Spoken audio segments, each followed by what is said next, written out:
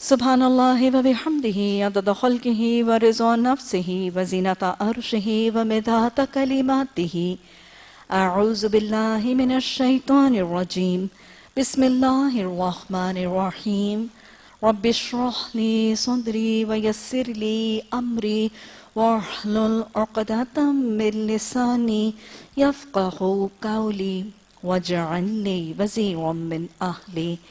اللہم فقہنا فی الدین، اللہم الہمنا رشدا واعصمنا من شرور انفسنا، اللہم ارنا الحق حقا وارزقنا اتباعہ، اللہم ارنا الباطل باطلا وارزقنا اجتنابہ، آمین ثم آمین۔ تفسیر سورہ البقرہ، رکوع نمبر 2، آیت نمبر 8۔ وَمِنَ النَّاسِ مَن يَقُولُ آمَنَّا بِاللَّهِ وَبِالْيَوْمِ الْآخِرِ وَمَا هُمْ بِمُؤْمِنِينَ يُخَادِعُونَ اللَّهَ وَالَّذِينَ آمَنُوا وَمَا يَخْدَعُونَ إِلَّا أَنفُسَهُمْ وَمَا يَشْعُرُونَ۔ اور لوگوں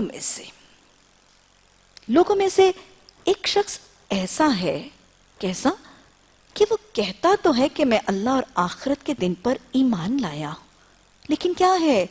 اللہ فرما رہا ہے وَمَا هُمْ بِمُؤْمِنِينَ، اللہ فرما رہا ہے کہ وہ ایمان لانے والا وہ مومن ہی نہیں ہے۔ ارے وہ تو کہہ رہا ہے کہ میں ایمان لایا ہوں، لیکن اللہ کہہ رہا ہے کہ وہ ایمان نہیں لایا، وہ مومن نہیں ہے۔ اور پھر اس کے لیے اللہ نے آگے فرمایا وہ اللہ کو اور ایمان لانے والوں کو دھوکہ دے رہا ہے۔ اور اصل حقیقت کیا ہے کہ اس کا تو خیال ہے میں اللہ کو اور ایمان لانے والوں کو دھوکہ دے رہا ہوں، لیکن اللہ نے فرمایا نہیں، وہ تو اپنی جان کو دھوکہ دے رہا ہے اور اسے پتہ ہی نہیں ہے اس حقیقت کا۔ یہ کیا ہے؟ کس کا تذکرہ؟ کون ایمان لایا لیکن اس کا ایمان معتبر نہیں؟ کون دھوکہ دے رہا ہے اور اس کا خیال ہے کہ وہ دھوکہ دے رہا ہے لیکن دے اپنی جان کو رہا ہے؟ دورہ لیجئے، سورہ فاتحہ میں مومن نے دعا مانگی، اللہ مجھے سیدھے راستے کی طرف ہدایت دے دے۔ اللہ نے جواب دعا کی شکل میں ذالک الکتاب لا ریب فیہ ھدی، یہ کتاب لے لو، یہ تمہارے لیے ہدایت ہے۔ اور میں نے آپ کو کل بھی بتایا تھا کہ کتاب تھمانے کے بعد اللہ سبحانہ تعالیٰ نے سورہ بقرہ میں اس کے ساتھ جڑنے کے باوجود سارے ایک جیسے نہیں ہوں گے، different categories of human beings even related with Quran. کون سے پہلا گروہ مومنوں اور متقیوں کا، ان کا انجام بتایا گیا تھا کہ یہ فلاح پائیں گے۔ دوسرا انجام کافروں کا، اور ان کا انجام بتایا گیا تھا جو اس کو جاننے سننے ماننے پڑھنے کے باوجود انکار کرتے ہیں۔ یہ کیا ہے؟ وَلَهُمْ عَذَابٌ أَلِيمٌ، ان کے لیے دردناک عذاب ہے۔ آج ایک تیسرا گروہ ہے، یہ تیسرے گروہ پر تبصرہ ہو رہا ہے کہ کچھ لوگوں میں سے کچھ ایسے بھی ہوں گے جو کہتے تو ہیں کہ ہم ایمان لائے ہیں، کلمہ پڑھتے ہیں، اناؤنس کرتے ہیں، ڈکلیئر کرتے ہیں، دعویٰ کرتے ہیں کہ ہم کلمہ گو ہیں، ہم مسلم و مومن ہیں، لیکن اللہ ان کے ایمان اور اسلام پر تبصرہ کرتے ہوئے فرما رہا ہے نا، میرے نزدیک ان کا ایمان معتبر ہی نہیں، وہ کہتے نہیں وہ مومن ہے لیکن اللہ کہتا ہے وہ ایمان نہیں لاتے، وہ مومن نہیں ہے۔ اور اصل میں یہ اپنے کلمے کا اعلان کر کے، اپنے اسلام کا دعویٰ کر کے، یہ نعوذ باللہ ثم نعوذ باللہ اللہ کو اور پھر اللہ کے بندوں مومنوں کو بیوقوف بناتے ہیں، دھوکہ دینے کی کوشش کرتے ہیں۔ اللہ نے کہا کوئی نہیں، یہ نہ مجھے دھوکہ دے سکتے ہیں نہ مومنوں کو دھوکہ دیتے ہیں، اصل میں یہ اپنی جان کو دھوکہ دے رہے ہیں اور انہیں پتہ کوئی نہیں کہ بے وقوف یہ خود بن رہے ہیں۔ اور پھر اللہ نے ان کی کیفیت بتائی کہ ان لوگوں کے دلوں میں جن کا ایمان کے اعلان اور دعوے کے باوجود ایمان اللہ کے ہاں معتبر قابل قبول نہیں ہے، ان کے ایمان کا اعلان ایک جھوٹا دعویٰ ہے، ان کے لیے اللہ نے فرمایا ان کے تو دلوں میں ایک مرض ہے۔ اور پھر مرض کیسے؟ اللہ نے فرمایا فَزَادَهُمُ اللَّهُ مَرَضًا، اللہ نے اس مرض کو بڑھا دیا ہے۔ اور مرض کیسا ہے؟ وَلَهُمْ عَذَابٌ أَلِيمٌ، اس مرض کا انجام بڑا دردناک عذاب ہے۔ مرض تو بیماری تو ویسے ہی انسان کو خوف زدہ کر دیتی ہے، ڈرتے ہیں نا مرض سے۔ کوئی بھی نہیں چاہتا کہ ہمیں کوئی بیماری لاحق ہو، عزیزوں کو، رشتہ داروں کو، بچوں کو، دور دور تک خوف آتا ہے بیماری کا۔ بڑی خوفناک چیز ہے بیماری۔ صحت بہت اللہ بڑا انعام ہے اللہ سبحانہ تعالیٰ کا۔ تو یہاں پہ اللہ تذکرہ کر رہے ہیں کہ ان کو ایک بیماری ہے، اور بیماری کون سی؟ دل کی بیماری ہے۔ اور اللہ سبحانہ تعالیٰ نے فرما دیا کہ یہ جو دل کی بیماری ہے اس کا انجام کیا ہے؟ اس کا انجام یہ ہے کہ ان کے لیے بہت دردناک انجام ہے۔ تو گویا بیماری بذات خود ہی بڑی ایک خوفناک سی چیز ہے، اور بیماری جس کا انجام اللہ کہہ رہا ہے کہ میں نے بڑھا دیا اور اس کا انجام بہت دردناک ہے، وہ تو پھر ان اینی کیس اپنے آپ کو اس سے بچانا عین ضروری ہے۔ اور بیماری سے بچنے کے لیے کیا ضروری ہوتا ہے کہ یہ سمجھا جائے کہ اس بیماری کی علامتیں کیا ہیں، تاکہ ان علامتوں کو بر وقت دیکھ کر ان سے بچا جائے، ان کا علاج بر وقت کیا جاتا کہ بندہ اس بیماری کے ہونے اور اس کے بڑھنے سے بچ جائے اور اس گھنونے انجام سے بچ جائے۔ یہ بیماری کون سی ہے؟ اللہ فرما رہے ہیں یہ دل کی بیماری ہے۔ یہ کون سی بیماری ہے؟ انجام کیا ہے؟ بیماری کے بارے میں آگے سننے سے پہلے میں آپ کو انجام سے متعارف کروا دیتی ہوں۔ اس بیماری کا نام ہے نفاق، اور اس بیماری میں مبتلا شخص کو قرآن نے مختلف جگہ پہ اس کا ذکر کیا، اور اس شخص کو منافق کہتے ہیں۔ بیماری ہے نفاق کی بیماری، دل کی بیماری ہے، روگ ہے دل کا، اور اس بیماری کے اندر مبتلا شخص کو قرآن نے منافق کہہ کر پکارا ہے۔ اس کا انجام عذاب العلیم ہے۔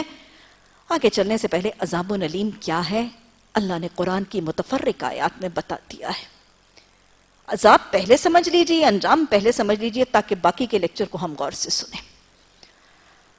منافقوں کا انجام اللہ سبحانہ تعالیٰ قرآن میں واضح طور پر فرماتے ہیں۔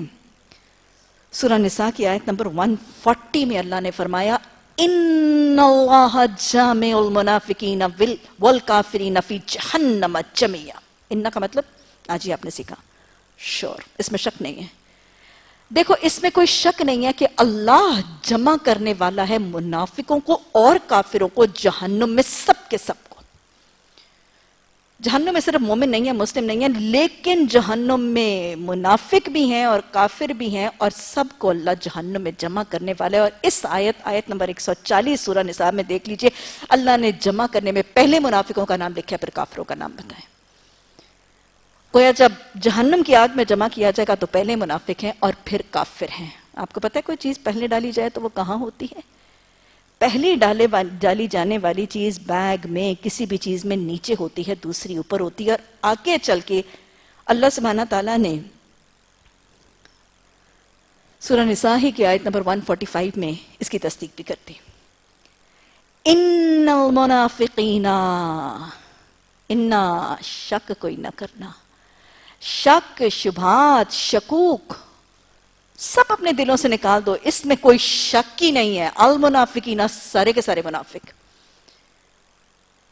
ان المنافقین فی الدرک الاسفل من النار، یہ شک شبے نکال دو، سارے کے سارے منافق اور سارے کے سارے کافر کہاں ہوں گے؟ جہنم کے سب سے نچلے درجے میں ہوں گے۔ اچھا چلو کوئی نہ کوئی سفارش کر کے کبھی تو نکال لے گا۔ اللہ نے آگے پروکلیم کر کے اناؤنس کر دیا وَلَن تَجِدَ لَهُمْ نَصِيرًا۔ لن کا مطلب کیا ہوتا ہے؟ ہرگز نہیں۔ انا بھی شور، لن بھی ہرگز نہیں۔ ہرگز نہیں تم پاؤ گے ان کے لیے کوئی مددگار۔ یہ ہے نفاق کا انجام۔ سارے کے سارے منافقوں کو کافروں کے ساتھ اللہ سبحانہ تعالیٰ فرما رہے ہیں میں جہنم میں جمع کرنے والا ہوں۔ اب پھر اللہ نے بتا دیا میں پہلے منافقوں کو پھر کافروں کو جہنم کے سب سے نچلے درجے میں ہوں۔ اور یہ امیدیں نہ لگا کے بیٹھ جانا ان کے لیے نکالنے والا کوئی مددگار نہیں ہوگا۔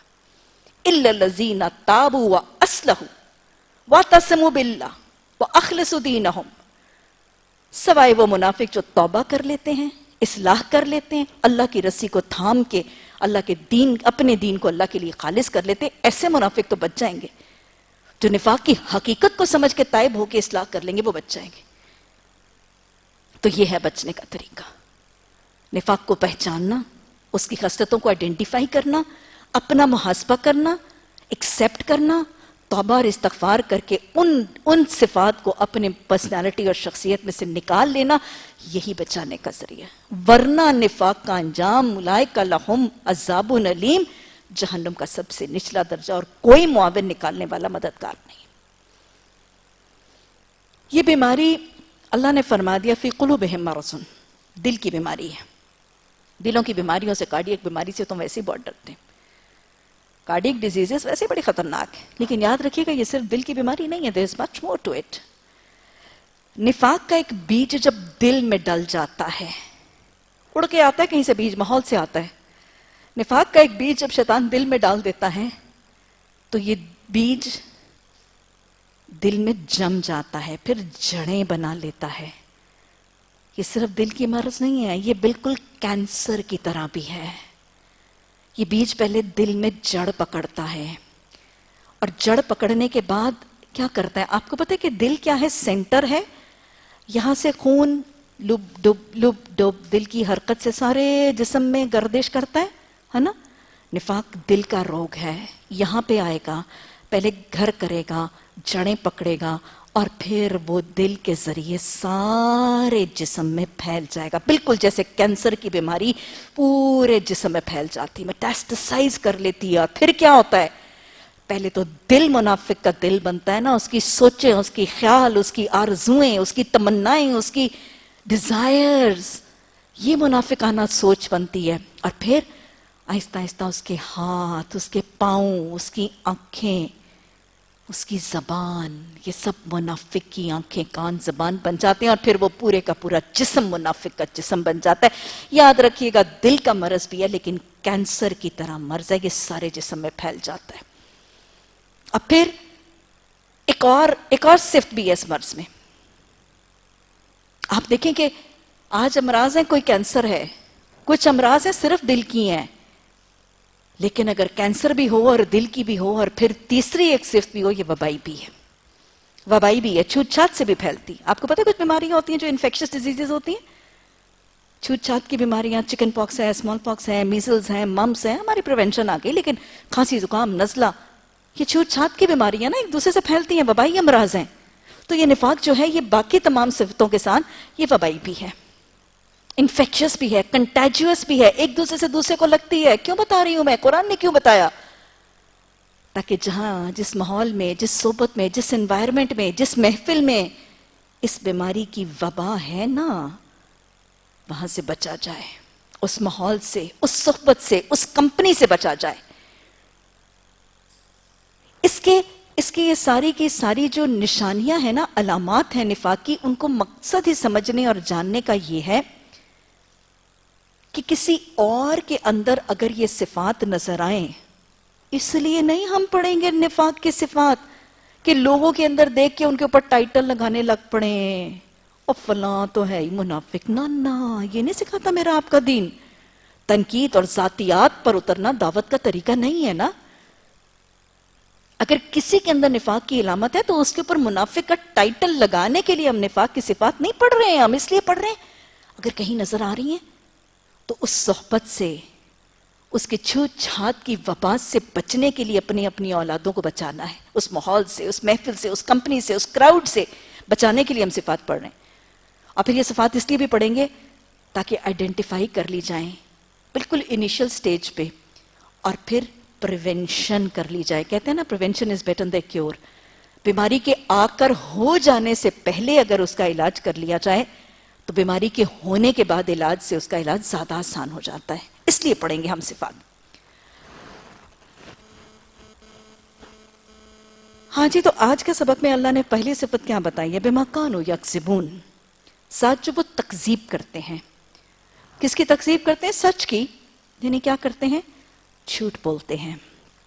منافق کی پہلی صفت قرآن میں اللہ سبحانہ تعالیٰ نے منافقین کا انجام بتایا، اور منافقین کی جو پہلی صفت اللہ سبحانہ تعالیٰ نے سورہ بقرہ کی اس آیت میں بتائی ہے، جھوٹ بولنا. جھوٹ بولنا منافق کی علامت ہے. جھوٹ نفاق کا رنگ ہے. کیا ہے جھوٹ؟ آپ صلی اللہ علیہ وسلم نے فرمایا تھا ام الخبائث، تمام گناہوں کی جڑ. یہ وہ ہے جب بیک ڈور گناہوں کا کھلا ہے تو باقی تمام گناہ بھی آسان ہو جاتے ہیں. اکیلا نہیں آتا جھوٹ، ہمیشہ ساتھ آتا ہے. آپ نے فرمایا جھوٹ سے بچو، جھوٹ سے بچو، کیونکہ جھوٹ گناہ کی طرف لے جاتا ہے، گناہ جہنم کی طرف لے جاتا ہے. آدمی جھوٹ بولتا رہتا ہے، اس کا نام ہی جھوٹوں میں لکھ دیا جاتا ہے. اور جھوٹے کون ہے؟ نفاق. بخاری کی حدیث ہے. آپ صلی اللہ علیہ وسلم نے فرمایا آیت المنافق ربع، منافق کی 4 نشانیاں ہیں. آیت المنافق ربع، منافق کی 4 نشانیاں ہیں. حدیث نے کیا 4 نشانیاں بتائیں؟ اور حدیث میں یہ بھی الفاظ ہیں جس میں یہ چاروں ہیں وہ پکا منافق ہے. कट्टर पक्का मुनाफिक है, और जिसमें कम है उसमें निफाक का रंग है जब तक वो छोड़ ना दे। 4 निशानियां क्या हैं? इज़ा हदसा कज़बा, इज़ा हदसा कज़बा, इज़ा वादा अखलफा, इज़ा तुमना खाना, इज़ा खसमा फजरा। इज़ा हदसा कज़बा, जब बात करता है झूठ बोलता है। नंबर 1 अलामत, हदीस में, बुखारी की भी, कुरान में भी, सबसे पहली अलामत मुनाफिक की झूठ है। बात करता है तो झूठ बोलता है, वादा करता है अखलफा, वादा खिलाफी करता है। इज़ा तुमना, अमानत दिया जाता है, माल है, सोना है, चांदी है, कोई बात भी राज में बता रहा है, अमानत है। शौहर की भी कुछ अमानतें हैं, जब अमानत दिया जाता है तो खयानत करता है। वैसा खौसमा, लड़ाई करता है, झगड़ा करता है। फजरा, फट पड़ता है, फट पड़ता है। जैसे वॉल्केनो, आतिशफिशा फटता है ना, लावा निकलता है ना, पता नहीं उसका लावा कहां कहां जाता है, किसको जलाता है, किसको बर्बाद करता है, किसको भस्म कर देता है ना। और फिर बहता है, जलाता है, दुखाता चला जाता है, फट ही पड़ता है। अब एक हदीस के अल्फाज हैं, जब लड़ता है तो गाली बकता है, बकवास करता है। यह है मुनाफिक की अलामत। जब लड़ता है तो बेकाबू हो जाता है, उसको पता ही नहीं चलता मैं बात कर रहा हूं, किसी बड़े से कर रहा हूं, किसी छोटे से कर रहा हूं, मैं मां से कर रहा हूं, मैं सास से कर रहा हूं, कोई लिहाज ही नहीं रहता। मैं अपने मोहसिन से उसके सारे एहसानात को ज़ाया कर रहा हूं, उसको किसी चीज की तमीज ही नहीं रहती, कोई अदब सलीका कुछ याद नहीं रहता, बस फटी पड़ता है और बकवास करके गाली बकता चला जाता है। ये निफाक की अलामत है। ये चारों सिफतें आप सल्लल्लाहु अलैहि वसल्लम ने एक और हदीस में इसी के साथ मिलते जुलते अल्फाज है, चाहे वो नमाज पढ़ रहे, चाहे वो रोजा रख रहे, चाहे वो ज़कात दे रहे। कलमा गो होने के बाद अगर नमाज, रोजा, ज़कात कर भी रहा है, लेकिन ये 4 काम साथ कर रहा है, आपने फरमाया उसके अंदर निफाक का रंग है, जब तक इनको छोड़ ना दे। ये है निफाक, झूठ उसकी पहली अलामत। 4 सिफात हैं और ये हदीस में बहुत दफा दोहराऊंगी। आगे क्या सिफ्त अल्लाह ने बताई? वाइज़ा कील लहुम ला तुफसिदू फिल अर्ज़। कलमा को है, ईमान का ऐलान कर रहा है, कह रहा है मैं इस्लाम, लेकिन जब उसे कहा जाता है ना फसाद ना करो जमीन में, क़ालू इन्नमा नहनु मुस्लिहून, वो कहता है मैं तो इस्लाह कर रहा हूं, मैं तो फसाद करी। फसाद करता है, फसाद, जुल्म, ज्यादती, हक तलफी, फितना, सब कुछ कायम करता है। उसे कोई समझाने के लिए करे ना, लो मैं तो इस्लाह कर रहा हूं, मैं तो फसाद नहीं करना, फसाद से बाज आता है और अपने फसाद को जस्टिफाई और कवर अप भी करता है। गोया फसाद करने वाला, फितना बर्पा करने वाला भी मुनाफिक है। फसाद का करना, फितने का बर्पा करना। और फितना क्या है? अल्लाह ने कुरान में फरमाया वल फितना तो अशद्दु मिनल कत्ल। अरे फितने की क्या बात करते हो, तो कत्ल से ज्यादा बड़ी बात है। तो ये फितना परवर नासिर, फसादी लोग, ये क्या है? ये भी निफाक का रंग है।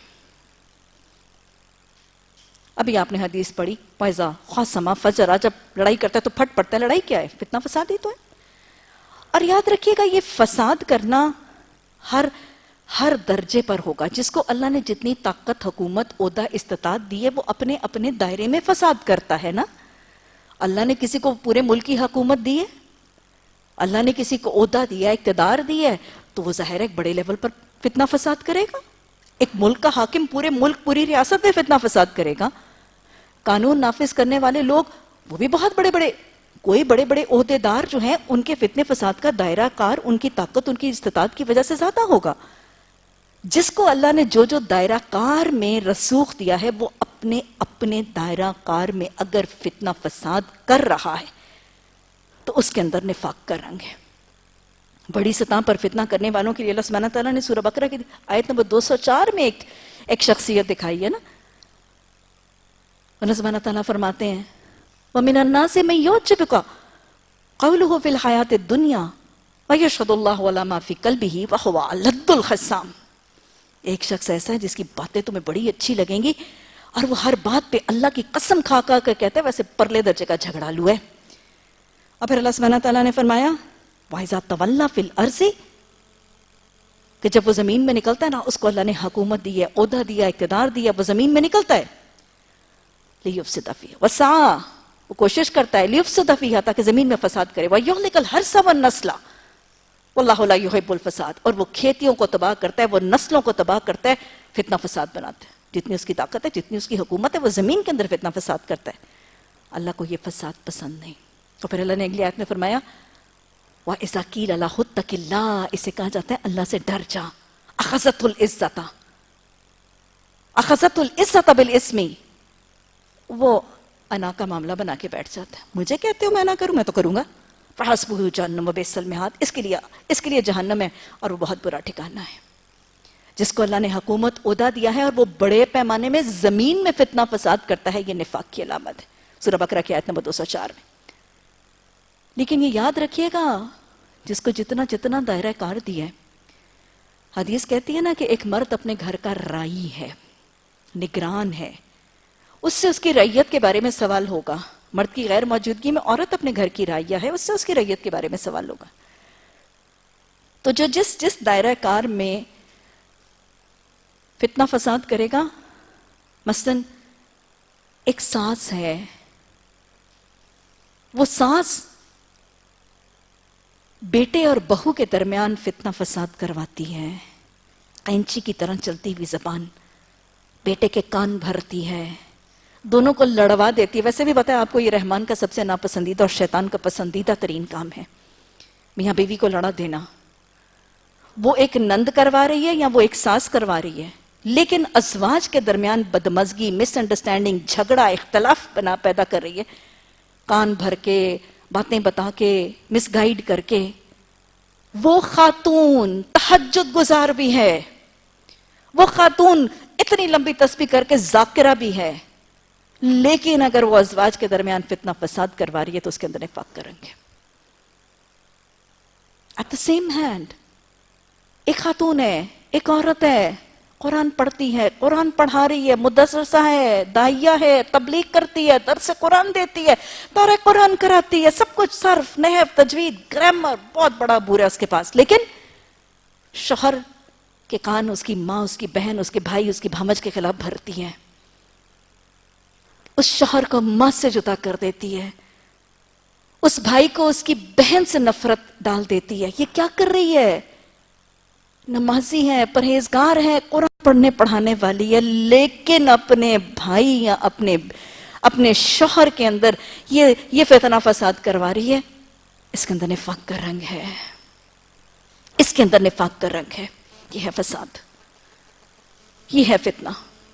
ایک سہیلی آتی ہے اور اللہ فرما رہے ہیں نا کہ ان سے کہا جائے کہ تم فساد نہ کرو، تو وہ کہتے ہیں ہم تو اصلاح کرنے والے ہیں. یاد رکھیے گا بہت دفعہ ایسے فتنے کے مشورے شوگر کوٹڈ اصلاح کے مشوروں میں دیے جا رہے ہوتے ہیں. ایک سہیلی ہے، وہ آتی ہے، ایک بہن ہے، وہ دکھیاری سی بن کے آتی ہے اور دوسری بہن کو، ارے وہ بھلی چنگی اپنے گھر میں اپنے ساس سسر کی خدمت کر رہی ہے، عیادت کر رہی ہے، لک آفٹر کر رہی ہے، گھر بہت خوبصورت طریقے سے چل رہا ہے، اور یہ فتنہ پرور نفاق کا رنگ لے کے آ جاتی. ہو تو نے اپنا کیا حال بنا لیا، اتنے ہلکے پڑ گئے، اپنا حلیہ تو دیکھ، بوڑھی ساس کی خدمت کر کر کے تیرا تو حال ہی نہیں رہا، تیرا تو حال مجھ سے دیکھا نہیں جا رہا. اور دیکھ تو ایک تو نہیں ہے بہو، 4 تیری دیورانیاں جٹھانیاں اور بھی ہیں، سارا تیرے کھاتے میں، مائی بابے کو بھیج دوسرے کی طرف بھی. یہ کیا ہے؟ ارے خدمتیں ہو رہی تھیں، جنتوں کے حصول کی کوشش ہو رہی تھی، گھر بس رہا تھا، محبتیں تھیں، اثار تھا، اخلاص تھا، رحم کے رشتے جوڑے ہوئے تھے، تجھے راس نہیں آیا، اور تو نے بڑی خیر خواہ بن کے اصلاح کا مشورہ دینے کی نیت سے تو نے برباد کر دیا سارا ماحول. کیا رنگ ہے اس کے اندر؟ نفاق کا رنگ ہے. یہ ہے فساد، یہ ہے فساد. ملکی سطح پر ہے، معاشرتی سطح پر ہے، گھریلو سطح پر ہے، جس بھی سطح پر اپنی اپنی طاقت اور وسعت سے جو کوئی فتنہ فساد برپا کر رہا ہے وہ نفاق کا ایک رنگ ظاہر کر رہا ہے. اللہ ہمیں فتنے فساد سے بچنے اور بچانے کی توفیق عطا فرما دے. ہاں جی، اس آیت نمبر 12 کے بعد اب اگلی جو اللہ نے کریکٹرسٹک منافق کی بتائی ہے، وَإِذَا قِيلَ لَهُمْ آمِنُوا كَمَا آمَنَ النَّاسُ قَالُوا أَنُؤْمِنُ كَمَا آمَنَ السُّفَهَاءُ أَلَا إِنَّهُمْ هُمُ السُّفَهَاءُ وَلَكِنْ لَا يَعْلَمُونَ. یہ کلمہ کو ہے، ایمان اسلام میں دائرے میں داخلے کا اعلان اقرار کر رہے ہیں، دعوے کر رہے ہیں، لیکن ان سے جب کہا جاتا ہے کہ آؤ تم بھی لوگوں کی طرح ایمان لے آؤ، اللہ کو، اللہ کے رسول صلی اللہ علیہ وسلم کو ماننے کے بعد قرآن و حدیث کو مان کے اپنی زندگی میں رائج کر لو بھائی، ان کو اپنی زندگی میں اپنا لو، ان کو کہا جاتا ہے اس کے رنگ میں اپنے آپ کو رنگو، صبغت اللہ اپنے اوپر لاؤ، تو وہ کیا کہتے ہیں؟ کیا ہم بھی بے وقوفوں کی طرح ایمان لے آئیں؟ قرآن کو مان کے قرآن کی ماننے کو بے وقوفی کہتے ہیں۔ محمد صلی اللہ علیہ وسلم کو ماننے کے بعد حدیث اور سنت کو اپنانا نعوذ باللہ حماقت تصور کرتے ہیں۔ اللہ کو مان کے اللہ کی ماننا ناکامی اور بربادی کا نعوذ باللہ ذریعہ سمجھتے ہیں۔ ملتا جلتا جملہ آج کل سنا ہوگا، قرآن پڑھنے کی طرف کہا جاتا ہے، قرآن کو ماننے کی طرف کہا جاتا ہے، تو لوگ کہتے ہیں، کہا جاتا ہے قرآن کا پسندیدہ لباس پہن لو، قرآن کے طریقے اپنا لو، اب ہم بھی تمہاری طرف فنیٹک ہو جائیں، اب ہم بھی فنڈامنٹلسٹ بن جائیں، اب ہم بھی اتنے سٹانچ ہو جائیں، ہم بھی اتنے ریجڈ ہو جائیں۔ کیا یہ جملے نہیں ہیں؟ یہ جملے بہت دفعہ سنے ہوں گے آپ نے، کیا ہم بھی فنیٹک ہو جائیں، ہم بھی اب تمہاری طرح مت مارنے لگے، لوگوں کی طرح ہونے لگیں، اب ہم بھی آرتھوڈاکسڈ ہو جائیں، اتنے ریجڈ ہو جائیں۔ یہ جملے فنڈامنٹلسٹ، فنیٹکس، آرتھوڈاکس، ریجڈ، وہابی بن جائیں، یہ سمجھتے ہیں کہ یہ بے وقوف ہیں۔ گویا قرآن اور حدیث کو پورے کا پورا مان کر اس پر عمل کرنے کو بے وقوفی، حماقت، کم عقلی، جہالت، آبسلیٹ، اولڈ فیشن، آرتھوڈاکس سمجھنا، یہ کس کی علامت ہے؟ یہ نفاق کی علامت ہے، یہ نفاق کی علامت ہے۔ پکڑنا قرآن کو، تلاوت قرآن کی کرنا اور اس کے رنگ میں اپنے آپ کو نہ رنگنا، یہ کیا ہے؟ یہ نفاق کی علامت ہے۔ کچھ ماننا، کچھ چھوڑ دینا، یہ نفاق کی علامت ہے۔ اور ماننے والوں کو بھی بے وقوف اور احمد کا تصور کرنا، یہ بھی نفاق کی علامت ہے۔ اچھا، چوتھی کریکٹرسٹک اللہ نے فرمائی، وَإِذَا لَقُوا الَّذِينَ آمَنُوا قَالُوا آمَنَّا، مومنوں کو ملتے ہیں تو کہتے ہیں ہم بھی ایمان لائے۔ وَإِذَا خَلَوْا إِلَىٰ شَيَاطِينِهِمْ قَالُوا إِنَّا مَعَكُمْ إِنَّمَا نَحْنُ مُسْتَهْزِئُونَ، مومنوں سے، قرآن پڑھ کر قرآن پر عمل کرنے والوں سے ملتے ہیں تو کہتے ہیں ہم تمہاری طرح کے ہیں، ہم تمہارے ساتھ ہیں، لیکن جب تنہائی میں اپنے شیطانوں کے ساتھ ہوتے ہیں تو کہتے ہیں نا نا، اصل میں تو ہم تمہارے ساتھ ہیں، ان کے ساتھ تو مذاق کر رہے تھے۔ کیا قول اور فعل میں تضاد ہے، قول اور فعل میں تضاد ہے، ظاہر باطن میں تضاد ہے، دو رخا پن ہے، ہپوکریسی ہے، دو چہرے، دو رخا پن، یہ سب کیا ہے؟ یہ سب نفاق ہے۔ 4 علامتیں یہاں بتا دی سورہ بقرہ نے۔ دہرا لیجئے، جھوٹ، فتنہ فساد کرنا، قرآن و حدیث کو نہ پورا ماننا اور پورے ماننے والوں کو بھی نعوذ باللہ بے وقوف اور احمق تصور کرنا، اور قول و فعل کا تضاد ہونا، دو رخا پن ہونا، ظاہر اور باطن میں تضاد ہونا، دو چہرے رکھنا، یہ سب کچھ یہاں پہ ان آیات کے اندر اللہ سبحانہ تعالیٰ نے ہمیں یہاں بتا دیا۔ لیکن آگے چلنے سے پہلے میں پورے قرآن میں ہمیں گاہے بگاہے منافقین کی بہت صفات آئیں گی، اور میں آپ سے درخواست کرتی ہوں کہ ایک الگ سی کاپی کے اندر، اپنی نوٹ بک کے اندر ایک الگ کالم بنا لیجئے جہاں پہ منافق، کیونکہ آپ نے آج شروع میں میں نے آپ کو بتا دیا اس کا انجام بہت ہے بدناک ہے، کفر سے بھی زیادہ خطرناک ہے نا، تو لہٰذا ایک کاپی بنا لیجئے جس میں منافقوں کی صفات درج کرتے جائیں، اور ان صفات کو اپنے اندر ہر وقت محاسبہ کرتے رہیں تاکہ ان کو نکالنے میں کامیاب رہیں۔ یہ تربیہ کا طریقہ اپنا لیجئے۔ 4 آپ کو سورہ بقرہ نے بتا دیجئے، پڑھتے جائیں گے قرآن میں لگاتار صفات آتی جائیں گی، سورہ توبہ میں بھی آئیں گی، لگاتار بہت سی صورتوں میں آئیں گی، اور پھر کلائمیکس آ جائے گا سورہ منافقون میں، ایک پوری صورت ہی منافقوں کی صفات پر ہوگی۔ تو یہ صفات جمع کرتے جائیے گا، اور پھر انشاءاللہ اینڈ آف قرآن آپ کے پاس ایک پورے کا پورا چارٹر ہوگا کہ یہ صفات کے حامل لوگ نفاق کا رنگ رکھنے والے ہیں۔ آج کچھ اور احادیث کے حوالے سے بھی میں آپ نے بھی بخاری کی حدیث سنی، 4 صفات آپ نے یہاں پڑھی، وہاں پہ بھی آپ نے 4 دیکھی تھی۔ ایک کامن کیا ہے؟ جھوٹ، پھر وعدہ خلافی کرنا، امانت میں خیانت کرنا، اور چوتھا لڑائی جھگڑے میں پھاٹی پڑنا اور گالی بکنا۔ گویا کل علامتیں جو یہاں تک آپ نے دیکھنی 7 ہو گئیں۔ کچھ اور احادیث یاد کر لیجئے۔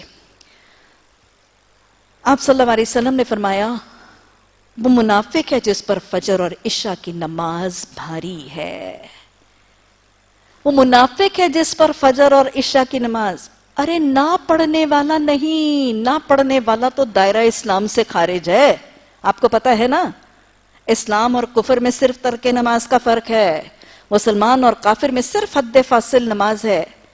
کلمہ گو ہے، نماز نہیں پڑھتا، اسلام نہیں ہے، کفر ہے، لیکن کلمہ گو ہے اور ان دو نمازوں میں نہ پڑھنا نہیں، سستی کرتا ہے، بھاری ہے۔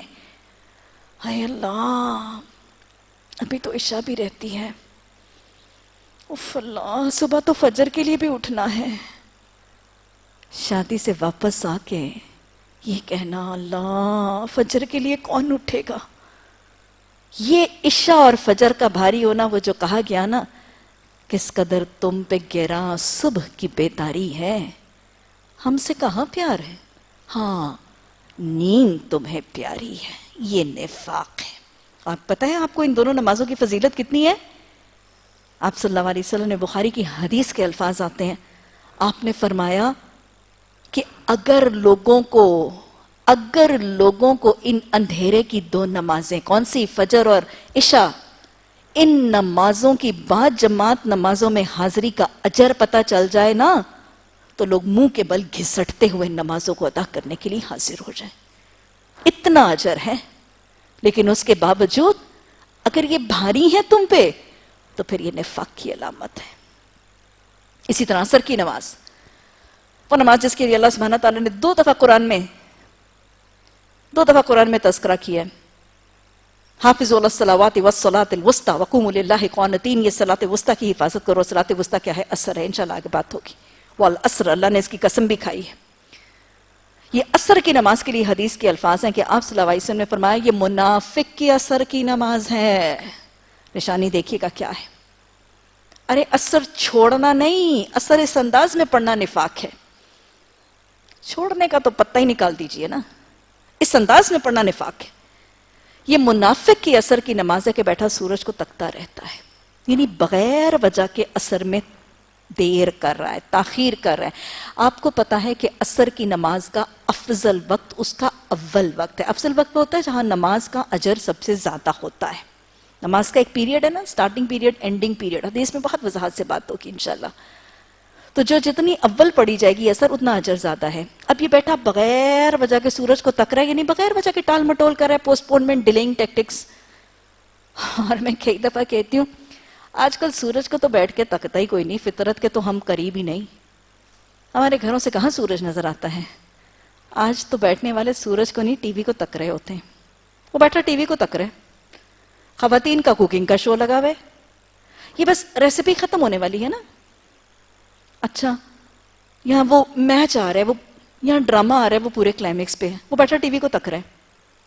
اچھا چلیں، حدیث کہہ رہی ہے یہ منافق کی عصر کی نماز ہے کہ وہ بیٹھا سورج کو تک رہا ہے، بغیر وجہ کے ڈیلے پوسٹ پونمنٹ کر رہے ہیں۔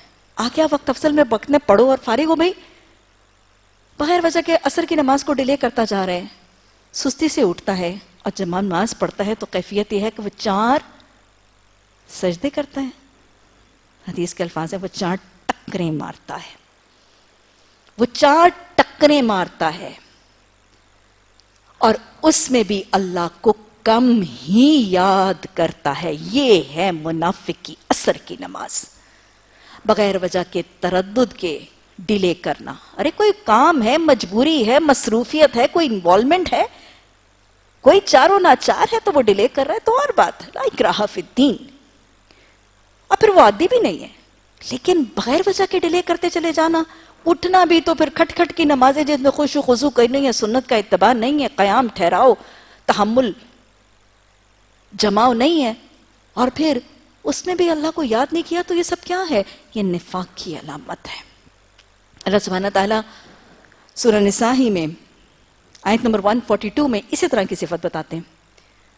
اللہ سبحانہ تعالیٰ نے فرمایا ان المنافقین یخادعون اللہ وہو خادعهم، یہ منافق اللہ فرماتا ہے یہ اللہ کو دھوکہ دے رہے ہیں، حالانکہ کیا کیفیت ہے؟ وہ اللہ ان کو دھوکہ دے رہا ہے۔ وہ کیا کرتے ہیں؟ وَإِذَا قَامُوا إِلَى الصَّلَاةِ قَامُوا كُسَالَىٰ، جب نماز کی طرف کھڑے ہوتے ہیں نا تو سستی سے آتے ہیں۔ وَإِذَا قَامُوا إِلَى الصَّلَاةِ قَامُوا كُسَالَىٰ يُرَاؤُونَ النَّاسَ، اللہ کو دکھانے کے لیے نہیں، لوگوں کو دکھانے کے لیے نماز پڑھتے ہیں۔ وَلَا يَذْكُرُونَ اللَّهَ إِلَّا قَلِيلًا، اور پھر نماز میں اللہ کو یاد بھی بڑا ہی تھوڑا کرتے ہیں۔ کبھی انہیں کاروبار یاد آ رہا ہے، کبھی جوڑے یاد آ رہے ہیں، کبھی گمی ہوئی چابیاں، کبھی حساب کتاب یاد آ رہا ہے۔ وَلَا يَذْكُرُونَ اللَّهَ إِلَّا قَلِيلًا، مذبذبین بین ذالک، ڈاما ڈول ہے، قرآن کی بتائی ہوئی زندگی اور معاشرے کی بتائی ہوئی زندگی کے درمیان ڈاؤن، لا الہ الا ولا الہ الا، نہ دنیا کی طرف ہے نہ آخرت کی طرف ہے۔ ما یضلل اللہ فلن تجد لہم نصیرا، بس جسے اللہ گمراہ کر دے پھر تو اس کے لیے کون سا مددگار پائے گا؟ یہ ہے منافق۔ تو گویا فجر اور عشاء کا بھاری ہونا، عصر کی نماز میں سستی کرنا، تاخیر کرنا، نماز کو بغیر خشوع خضوع کے جلدی جلدی پڑھنا، اور نماز میں اللہ کے ذکر کی کمی کرنا، یہ سب کیا ہیں؟ یہ سب نفاق کی علامتیں ہیں۔ اسی طرح ایک اور حدیث دیکھ لیجئے، اور آج بس یہی حدیثیں یاد رکھیے گا نفاق کی علامت کے طور پہ، آئیڈینٹیفیکیشن کے طور پر۔ آپ صلی اللہ علیہ وسلم نے فرمایا، جس شخص نے اپنی زندگی میں نہ جہاد کیا، جہاد کیا ہے؟ محنت، کوشش، سعی اللہ کی راہ میں، ہاتھ سے، قلم سے، مال سے، جان سے، تلوار سے، اپنے قلم سے، اپنی زبان سے، کسی بھی طریقے سے اللہ کی راہ میں مال خرچ کر کے، جس شخص نے اپنی زندگی میں نہ جہاد کیا اور نہ ہی جہاد کرنے کی کوئی خواہش، کوئی آرزوز، ارے میرا تو معاشرہ بھرا پڑا ہے ایسوں سے، پتہ ہی کوئی نہیں جہاد کرنا بھی ہے زندگی میں، سارا جہد، ساری سعی کس کے لیے چل رہی ہے؟ دنیا کمانے کے لیے۔ وہ شخص نہ جس نے اپنی زندگی میں جہاد کیا اور نہ ہی جہاد کرنے کی کوئی آرزو اس کے دل میں آئی، وہ نفاق کی حالت میں مرا، وہ نفاق کی حالت میں مرا۔ تو آج صفات کی ایک لسٹ بنا لیجئے گا جو میں نے آپ کو سورہ بقرہ میں دی، پھر احادیث کے حوالے سے اور قرآن کی آیات کے حوالے سے دی۔ انشاءاللہ آگے بھی لگاتار یہ صفات آتی رہیں گی۔ بری بیماری ہے، دل کی بیماری ہے، کینسر کی طرح ہے، چھوت چھات ہے، انجام ہم نے دیکھ لیا کہ جہنم کا سب سے نچلا درجہ ہے۔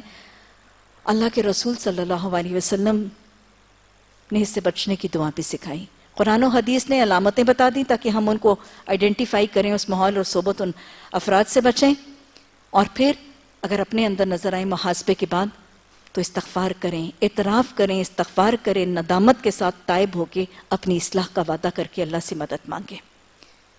اور پھر اللہ کے رسول صلی اللہ علیہ وسلم نے مسنون دعا بھی سکھا دی، اللہم طہر قلبی من نفاقی۔ طہر کا مطلب درخواست کی جا رہی ہے اللہ سے کہ اللہ میرے قلب کو، ابھی کس کی بیماری تھی؟ فی قلوبہم مرضن، دل کی بیماری تھی، اللہم طہر قلبی من نفاقی، اللہ میرے قلب کو، میرے دل کو نفاق سے پاک صاف کر دے۔ اور پھر نفاق کی علامتیں پکار پکار کے دعا کی گئی، اللہم طہر قلبی من نفاقی وعملی من الریاء ولسانی من القذب وعینی من الخیانت انک تعلم من خائنۃ العین وما تخفی الصدور۔ میری زبان کو جھوٹ سے بچا لے، میری آنکھ کو خیانت سے بچا لے، اور اللہ جو میرے دلوں میں چھپا ہوا ہے نا تو اس کو بھی جانتا ہے۔ تو یہ بڑی پیاری دعائیں ہیں۔ اگر ہم ان صفات کو کوئی ایک رنگ اپنے اندر نظر آئے تو اس کو مان لیجئے گا، زد اور ڈٹائی سے اس کو کور اپ کر کے جسٹیفائی کرنا مومنوں کا طریقہ نہیں ہے، لم یسروا علیہا مومن کا طریقہ۔ ہاں مجھ سے ہو گئی، اعتراف کرے، مانے، پھر اس پہ ندامت، پھر اس پہ استغفار، اصلاح کا وعدہ، اور پھر آگے سے بچنے کی دعا، اللہم طہر قلبی من نفاقی وعملی من الریاء ولسانی من القذب وعینی من الخیانت۔ اور اللہ تو دلوں کے حال جانتا ہے۔ اللہ ہمارے حق میں یہ دعائیں قبول کرے۔ اللہ سبحانہ تعالیٰ نے ان کا انجام بتا دیا۔ اللہ فرما رہا ہے کہ وہ اپنی سرکشی میں اندھوں کی طرح بھٹکتے جا رہے ہیں۔ یہ وہ لوگ ہیں جنہوں نے ہدایت کے بدلے گمراہی خرید ہی لیا، انہوں نے سودا کر لیا، بھائی کلمہ پڑا تھا، ایمان، ہدایت ملنے لگی تھی، لیکن انہوں نے امانت اور ہدایت کے بدلے اپنی دنیا پرستی، حب دنیا کی خاطر آ کے انہوں نے گمراہی خرید لی۔ اللہ نے فرمایا یہ لوگ وما کانوا مہتدین، ہدایت پر نہیں آئیں گے۔ آیت نمبر 16 کے بعد آیت نمبر 20 تک اللہ سبحانہ تعالیٰ نے یہ نفاق کا رنگ، ان کی صفات، ان کا انجام بڑے ایک جامع طریقے سے بتانے کے بعد اب آگے 2 قسم کے منافقوں کا تذکرہ کیا ہے۔ یہ 2 قسم کے منافق اگر میں آپ کو شروع میں بتا دوں، عملی منافق اور عقیدے کے منافق۔ پہلے عقیدے کے منافقوں کا تذکرہ آئے گا اور مثال سے بات سمجھائی جائے گی، اور پھر عملی منافقوں کا رویہ ایک مثال سے ثابت کیا جائے گا، اور دونوں کے انجام بھی بتائے جائیں گے۔ عقیدے کے منافق وہ ہیں جو کلمہ پڑھنے اور اسلام کے دائرے میں داخل ہونے کے بعد وہ جو اپنے پرانے غلط عقیدے تھے نا ان کو بدلنے پر راضی نہیں ہیں۔ جب عقیدہ جڑ ہی نہیں بدلے گی تو پھر ہدایت کیا ملے گی؟ یہ پہلی کیٹیگری ہے۔ اور دوسرے وہ جو عقیدہ بدل لیتے ہیں لیکن عمل کو نہیں بدلتے، دل تو بدلتا ہے لیکن رویہ نہیں بدلتا۔ پہلوں کا تو دل ہی نہیں بدلا، سوچ ہی نہیں بدلی، عقیدہ ہی نہیں بدلا، یہ عقیدے کے رب۔ اور دوسرے وہ جنہوں نے دل اور سوچ اور عقیدے اور پیمانے تو بدلیے لیکن عمل اور رویے نہیں بدلے، کچھ بدلے کچھ نہیں بدلے، یہ عملی منافق ہے۔ دو قسم کی مثالیں۔ مثلہم کمثل الذی استوقد نارا فلما اضاءت ما حولہ ذہب اللہ بنورہم وترکہم فی الظلمات لا یبصرون۔ یہ عقیدے کے منافقوں کی مثال کے لیے اللہ ایک مثال دے رہا ہے۔ پہلے مثال کو سمجھیں اور پھر اس کی تشبیہ کو ہم ریلیٹ کر کے حقیقت کو سمجھیں گے۔ ان کی مثال ایسے ہے کہ جو ایک شخص آیا، اس شخص نے کیا کیا؟ ایندھن، فیول سے اس نے آگ جلائی۔ ظاہر ہے جب آگ جلتی ہے تو کیا ہوتا ہے؟ ضیاء، نور۔ اس آگ نے کیا کیا؟ اس آگ کی وجہ سے سارے کا سارا ماحول جو پہلے اندھیرا تھا وہ آگ کی روشنی کی وجہ سے وہ اندھیرا چھٹ گیا، ماحول میں روشنی ہو گئی۔ ظاہر ہے اس ماحول میں جتنے لوگ تھے وہ روشنی میں آ گئے اور اندھیرے سے بچ گئے۔ لیکن اسی پر نور اور روشن ماحول کے اندر ایک شخص اس روشن ماحول میں ہونے کے باوجود ایسا تھا جس کا نور بصیرت ہی اللہ نے سلب کر لیا۔ حالانکہ وہ پر نور ماحول میں روشنی والی انوائرمنٹ میں بیٹھا لیکن نور بصیرت نہیں ہے نا، آنکھ کا نور اللہ نے ختم کر دیا، اس کو اس روشن ماحول کے باوجود نظر کچھ نہیں آ رہا تھا۔ ایسا ہی ہوتا ہے، روشنی کا تعلق ماحول کے نور سے بھی ہے لیکن بصارت اور بصیرت کے نور سے بھی ہے۔ اس مثال میں مفسرین بتاتے ہیں کہ یہ آگ جلانے والے شخص سے مراد نبی صلی اللہ علیہ وسلم کی ذات اقدس ہے۔ مکہ کا ماحول ظلمتوں کے اندھیرے، لا علمی، جہالت، گمراہی، گھٹا ٹوپ اندھیرے تھے۔ اس میں کیا ہوا؟ آج ہی آپ نے واقعہ پڑھا تھا حدیث میں، بخاری میں، غار حرا میں نبی صلی اللہ علیہ وسلم کے پاس حضرت جبریل امین تشریف لائے تھے۔ اقرأ بسم ربک الذی خلق، وحی آئی، وہی نبی صلی اللہ علیہ وسلم کے قلب مبارک پر، آپ کے سینہ مبارک پر نور ہو گیا۔ آپ صلی اللہ علیہ وسلم کی ذات کیا بن گئی؟ سراجم منیرا، ایسے کہا نا قرآن نے۔ پھر آپ صلی اللہ علیہ وسلم کے اخلاق، معاملات یہ نور ہدایت کا ذریعہ بنے، آپ سراجم منیرا بن گئے۔ پھر وہ جو کہا گیا اتر کر حرا سے سوئے قوم آیا اور ایک نسخہ کیمیا ساتھ لایا، یہ پر نور علم کے خزانے، یہ قرآن و حدیث کے تعلیمات کا نور، نور مبین رسول اللہ صلی اللہ علیہ وسلم ساتھ لائے تھے۔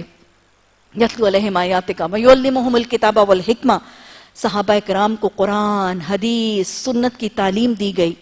سراجم منیرہ کے نور سے یہ روشنی کی کرنیں، قرآن و حدیث کی روشنی کی کرنیں صحابہ صحابیات پر منتقل ہوتی رہیں، صحابہ روشنی کے مینار بن گئے، صحابیات روشنی کی قندیلیں بن گئی، دیے سے دیا، چراغ سے چراغ جلتا رہا اور ماحول پر نور ہوتا رہا۔ ایسا ہی ہوا تھا نا، الذی استوقد نارا فلما اضاءت ما حولہ، اسی ماحول میں کچھ لوگ دائرہ اسلام میں داخل ہوئے تھے لیکن انہوں نے وہ اپنے بتوں کے، اپنے پرانے مشرکانہ عقیدے نہیں چھوڑے تھے، اپنے آباء و اجداد کے دین کے کانسیپٹ چینج کرنے کو تیار نہیں تھے۔ جب عقیدے نہیں بدلے تھے تو اس پر نور ماحول میں بھی وہ ایمان، اسلام اور دین سے محروم رہے تھے۔ یہ ہے عقیدے کے منافق۔ کلمہ پڑھ لینے کے باوجود، دین اسلام میں داخل ہو جانے کے باوجود، قرآن کو پڑھ کے تھام کے اس کا حفظ، اس کا معنی مفہوم سمجھ لینے کے باوجود، اس نور ہدایت کو سمو لینے کے باوجود، اگر کوئی قرآن کا طالب علم اپنے پرانے عقائد کو نہیں بدلتا، انشاءاللہ عقیدے پر بھی کلاسیں بہت وضاحت سے ہوں گی، اپنے پرانے سوچوں کے پیمانے اور عقیدوں کی جڑ کو نہیں بدلتا، وہی بدعت، وہی شرک، وہی پرانے افسانے، آباء و اجداد کی کہانیاں جاری رہیں گی، تو پھر یہ عقیدے کا منافق، اور اس کا انجام کیا ہے؟ لا یبصرون، لا یرجعون، ان کے پلٹنے کی امید نہیں۔ اس لیے عقیدہ درست کرنا بہت ضروری ہے، عقائد کو کریکٹ کرنا، عقیدہ توحید، شرک، عقیدہ رسالت، عقیدہ آخرت، یہ سب چیزیں درست کری بہت ضروری ہے، کیونکہ اگر عقیدہ درست نہیں ہوا تو پھر عقیدے کے منافق کے لیے اللہ نے کہا اس کے لیے پلٹنے کے دروازے بند ہیں۔ اس کی بصارت، اس کی بصیرت ختم ہے۔ دوسری مثال، اور قصیب من السماء، یا آسمان سے ایک زوردار بارش، اس کے ساتھ اندھیرا، گھٹا، کڑک، چمک، بجلی ہے۔ یہ لوگ جو اس میں چل رہے ہیں وہ کیا ہے؟ وہ بجلی کے کڑاکے سن کر اپنی جانوں کے خوف سے کانوں میں انگلیاں ڈال لیتے ہیں۔ اللہ ان منکرین حق کو ہر طرف سے گھیرے میں لیے ہیں۔ چمک سے ان کی حالت یہ ہو رہی ہے کہ گویا عنقریب بجلی ان کی بچارت اچک لے گی۔ جب ذرا کچھ روشنی انہیں محسوس ہوتی ہے تو اس میں کچھ دور چل بھی لیتے ہیں، اور جب اندھیرا ان پر چھا جاتا ہے تو کھڑے ہو جاتے ہیں۔ کیا خیال ہے ابھی لا یبصرون ہوا ہے؟ نہیں، اللہ فرما رہا ہے وَلَوْ شَاءَ اللَّهُ، ابھی لا یبصرون نہیں ہے۔ اگر اللہ چاہتا تو ان کی سماعت اور بصارت سلب کر دیتا، وہ ہر چیز پر قادر ہے، لیکن ابھی اللہ نے سلب نہیں کی۔ یہ کون سا گروہ ہے؟ یہ عملی منافقوں کا گروہ ہے۔ پہلے مثال کو سمجھے، پھر ہم اس کی تشبیہ کو سمجھیں۔ مثال کیا ہے؟ ایک رات ہے، اندھیری رات ہے، اور اندھیری رات میں بہت موسلا دھار بارش برس رہی ہے، گہرے بادل ہیں، موسلا دھار بارش ہے۔ ظاہر ہے جب اتنے گہرے بادل اور اتنی موسلا دھار بارش ہوتی ہے تو بادل بھی گرجتے ہیں، گرج بھی ہے، کڑک بھی ہے، بجلی بھی چمک رہی ہے، اور ایسی ایک تاریک گرج گڑک موسلا دھار بارش والی رات میں ایک مسافر ہے، اندھیری طوفانی رات کا ایک مسافر ہے۔ یہ مسافر اس اندھیری رات میں، اس موسلا دھار بجلی کڑک والی رات میں یہ چل رہا ہے۔ جب بجلی چمکتی ہے، راستہ نظر آتا ہے تو قرآن کہتا ہے کہ وہ چل پڑتا ہے۔ راستہ دیکھنا آسان ہے، راستے پر چلنا اس بجلی کی وجہ سے آسان ہوتا ہے تو وہ راستے پر چل پڑتا ہے، لیکن جو ہی کڑک بجلی گرتی ہے تو کیا ہوتا ہے؟ بادل گرجتے ہیں، کڑک آتی ہے، تو پھر اس کو اپنے مرنے کا ڈر ہوتا ہے، موت کا ڈر ہوتا ہے، اپنی کانوں میں انگلیاں ٹھونس لیتا ہے۔ آسان حالت ہوتی ہے تو چل پڑتا ہے، مشکل حالت ہوتی ہے تو رک پڑتا ہے۔ یہ عملی منافق ہے، کبھی چل رہا ہے اور کبھی رک رہا ہے۔ مثال میں کیا سمجھایا جا رہا ہے؟ یہ بات پلے سے باندھ دیجیے، آگے بھی بہت دفعہ آئے گی۔ قرآن میں جہاں بارش کے برسنے کا تذکرہ آتا ہے یا بارش کے برسنے کی مثال اللہ دے گا، تو اس سے مراد قرآن میں بھی اور بہت دفعہ حدیث میں بھی باران رحمت سے مراد قرآن اور حدیث کی تعلیمات، اس کی تدریس کی محفل ہے، کیونکہ بارش بھی رحمت ہے، باران رحمت ہے، اور قرآن اور حدیث کی تعلیم بھی کیا ہے؟ اللہ کی رحمت ہی ہے۔ قرآن اور حدیث کی تعلیم بھی مردہ دلوں کے لیے کیا بن کے آتی ہے؟ باہر پیغام لے کے آتی ہے، رحمتوں کا اور برکتوں کا۔ اللہ یہ ہمارے لیے بھی رحمتوں اور برکتوں کا ذریعہ بن جائے۔ تو اس مثال سے قرآن میں بہت دفعہ، حدیث میں بھی بہت دفعہ بارش کا برسنا قرآن اور حدیث کی تعلیم تدریس کی مثال سے مراد ہے۔ ایک شخص ہے، وہ پہلے لا علمی کے اندھیروں میں تھا، گمراہی کے اندھیروں میں بھٹک رہا تھا، لیکن پھر قرآن اور حدیث کی تعلیم کے ساتھ منسلک ہو گیا۔ حدیث اور قرآن کی تعلیم کی بارش رحمت بن کے اس پر برسنے لگی۔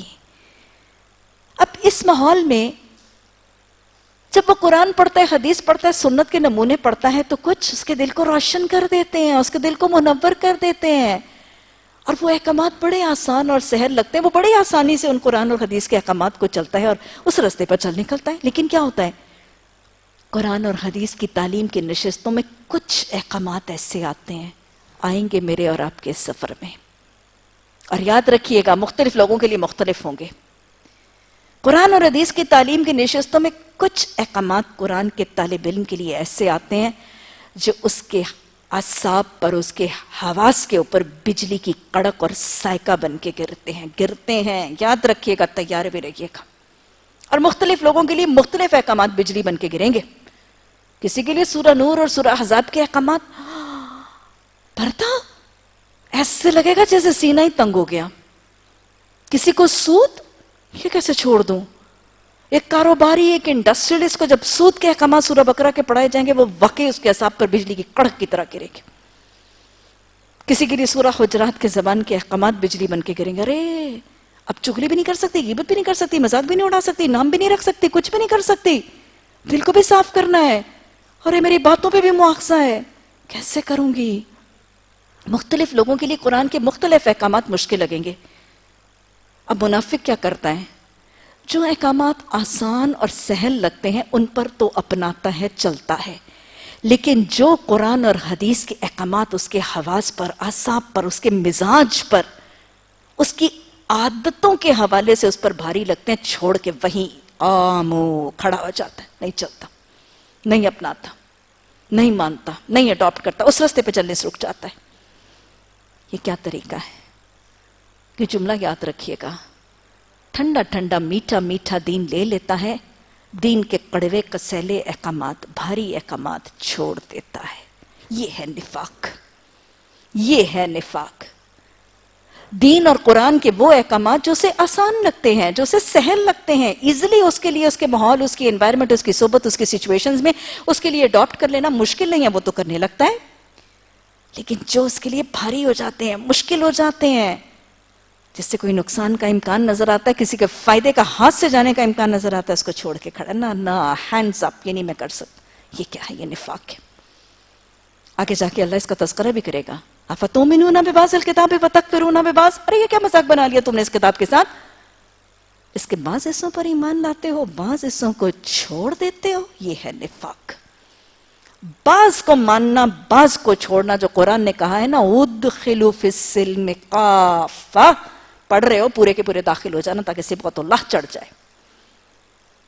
ابھی آپ نے پڑھا، ابھی میں نے آپ کو سورہ نساء کی آیت نمبر 145 میں بتایا کہ منافقوں کا رنگ ہے مذبذبین بین ذالک، ڈاواں ڈول ہیں، ڈاواں ڈول ہیں، لا الہ ہؤلاء ولا الہ ہؤلاء، نہ جنت کے راستے پر پورا چلتے ہیں، نہ جہنم کے راستے۔ اللہ کافر، منافق اور مومن کا یہی تو فرق بتاتے ہیں ہمیں۔ کافر دنیا بنا لیتا ہے، مومن آخرت بنا لیتا ہے۔ منافق کی دنیا بھی گئی، اس کی آخرت بھی گئی۔ یہ ہے منافق۔ ارے کافر دنیا تو سنوار لیتا ہے، مومن آخرت سنوار لیتا ہے۔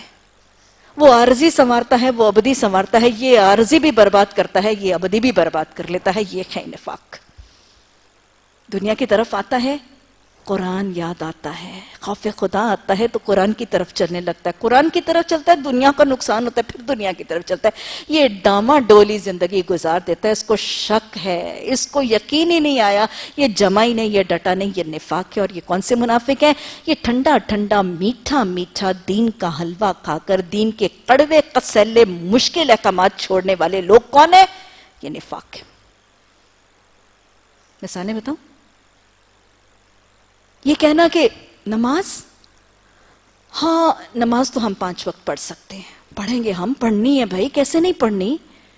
لیکن دیکھو اگر تم یہ کہو نا کہ یہ لباس والا لباس باقی کا دن اپنا لو، تو یہ میرے لیے سوشلی پاسبل نہیں ہے، میری برادری نہیں اجازت دیتی بھائی، میں نہیں اپنا سکتی یہ نماز والا لباس سارا دن۔ اگر تم مجھے کہو نا صدقہ دو، خیرات دو، زکوٰۃ دو، ہاں اوکے فائن، ہم زکوٰۃ دیں گے، ہم صدقہ بھی دے دیں گے، لیکن دیکھو اگر تم مجھے کہو گی نا سود، تو میں نہیں یہ کر سکتی، اس سے ہمارا بزنس فلاپ کر جائے گا۔ صدقہ خیرات معاشی معاملات میں مان لینا اور معاشی احکامات، اکنامک احکامات میں سود کو ماننے کا انکار کر دینا، یہ کیا ہے؟ ٹھنڈا ٹھنڈا میٹھا میٹھا دین لے لیا، مشکل احکامات کو چھوڑ دیا، نفاق ہے۔ اگر تم کہو کہ ذکر کرو، تسبیحات کرو، اللہ کی پاکی بڑائی کے لیے ذکر کے الفاظ سے اپنی زبان کو تر رکھو، تو ہاں وہ ہم کر لیں گے، تسبیح بھی پکڑ لیں گے، ہم ذکر بھی کرتے رہیں گے۔ لیکن اگر تم کہو نا کہ اسی زبان کو چگلی غیبت سے روک لو، دیکھو مجھے عادت بہت ہو گئی، میں نہیں روک سکتی، یہ کیا ہے؟ یہ نفاق ہے۔ کچھ احکامات کو پکڑ کے کچھ احکامات کو چھوڑ دینا، یہ میرے رب کا طریقہ نہیں ہے۔ رب کیا چاہتا ہے؟ مومن کیا کرے؟ پورے کا پورا دین میں داخل ہو جائے۔ پک اینڈ چوز کے لیے یہ قرآن محفوظ کر کے میرے اور آپ کے لیے نہیں بھیجا گیا تھا، یہ بات پلے سے باندھ لیجیے۔ درد دل سے یہ محسوس کر لیجئے کہ میرے رب نے زیر زبر کی تحریف، شد مد غنہ کے چینج کے بغیر یہ قرآن میرے گھر تک پہنچا دیا، اس لیے نہیں کہ میں اپنے کاؤچ پر، اپنے لاؤنج پر بیٹھوں، اس کو پڑھوں اور پک اینڈ چوز کروں، یہ میں کر سکتی ہوں، یہ پاسبل نہیں ہے، نہ، یہ کرنا نفاق ہے۔ یہ پک اینڈ چوز کرنا اس کامل کتاب میں سے، اس مکمل، اس تمام کے احکامات والی کتاب سے پک اینڈ چوز کر لینا، یہ نفاق کریں گے، اور یہ عملی نفاق ہے۔ اللہ نے عملی منافقوں کا بتا دیا۔ اگر اللہ چاہتا تو ان کی سماعتوں اور ان کی بصارتوں کے اوپر مہر لگاتا، لیکن ابھی ان کے لیے توبہ اور استغفار کے ذریعے اصلاح کا دروازہ موجود ہے۔ یہ اپنے عمل میں اصلاح کر کے واپس آ سکتے ہیں۔ اللہ نے یہ دو قسم کے منافقوں کی نشاندہی فرما دی، اور منافقوں کی نشاندہی فرمانے کے بعد اللہ سبحانہ تعالیٰ نے دونوں کے انجام بھی بتا دیے۔ تو اگر ہم گروہوں کا تذکرہ کر لیں، اللہ نے پہلے مومن و متقوں کا گروہ بتایا، ان کا انجام بتایا، اولئک هم المفلحون۔ دوسرا گروہ اللہ نے کافروں کا بتایا، اور ان کے لیے بتایا وَلَهُمْ عَذَابٌ عظیم۔ اور پھر اللہ سبحانہ تعالیٰ نے منافقوں کا تذکرہ کر کے دو گروہ بتا دیے، عقیدے کے منافق فَهُمْ لَا يَرْجِعُونَ، ان کے پلٹنے کا، اسلام میں پلٹ کے لوٹنے کا امکان نہیں ہے، گویا ان کے لیے بھی عذاب علیم ہے۔ اور پھر عملی منافقوں کے لیے ابھی دروازہ کھلا ہے، توبہ کر کے اصلاح کر لیں گے، إِلَّا الَّذِينَ تَابُوا وَأَصْلَحُوا وَاعْتَصَمُوا بِاللَّهِ وَأَخْلَصُوا دِينَهُمْ لِلَّهِ، دین کو اللہ کے لیے خالص کر لیں گے بات کے لیے، تو پھر ان کے لیے دروازہ اصلاح کا موجود ہے۔ لیکن اللہ نے ابھی ان کی مہروں کا معاملہ نہیں کیا۔ یہ تین گروہ انشاءاللہ آگے چل کے ہم اگلے رکوعات میں ایک اور گروہ فاسقین کی صفات اور ان کا انجام بھی پڑھیں گے۔ اللہم طہر قلبی من نفاقی وعملی من الریاء ولسانی من القذب وعینی من الخیانت انکا تعلم ما الخائنۃ العین وما تخفی الصدور۔ آپ سب سے درخواست ہے کہ نفاق سے بچنے کی یہ دعا یاد بھی کر لیجئے، اور اس کو اپنی نمازوں میں شامل بھی کر لیجئے، اور نفاق کی ان صفات کو پہچان کر ویکنڈ پر آپ سب کو درخواست کروں گی کہ اپنا محاسبہ بھی کر لیجئے گا، استغفار اور اصلاح اور توبہ اور اپنی تربیت اور تزکیے کی اللہ سے دعا بھی کر لیجئے گا۔ ربنا تقبل منا انک انت السمیع العلیم وتب علینا انک انت التواب الرحیم۔ اللہم انی اعوذ بک من منکرات الاخلاق والاعمال والاحواء والادواء۔ ربنا لا تزغ قلوبنا بعد إذ هديتنا وهب لنا من لدنك رحمة إنك أنت الوهاب۔ سبحانك اللهم وبحمدك نشهد أن لا إله إلا أنت نستغفرك ونتوب إليك۔